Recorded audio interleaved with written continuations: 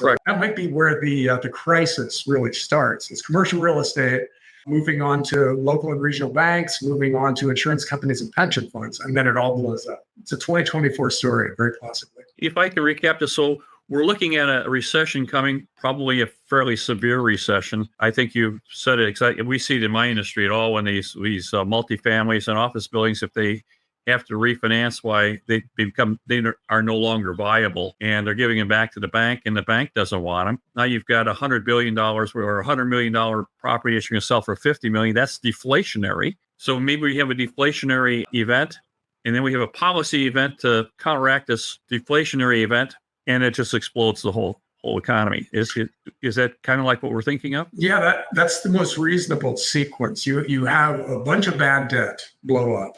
That's very deflationary.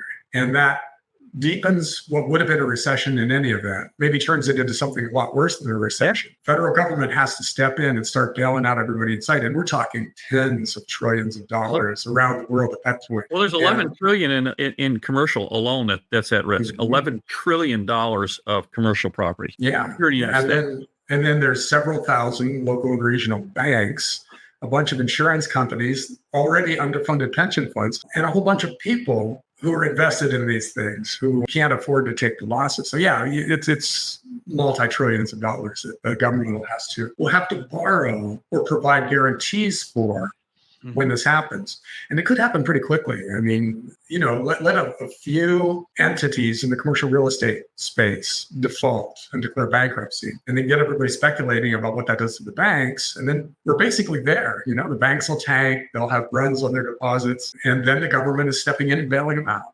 So that could happen in like a long weekend or something. John, in the little bit of time we have left, can you outline what the average listener should be doing? Let's give them a short outline.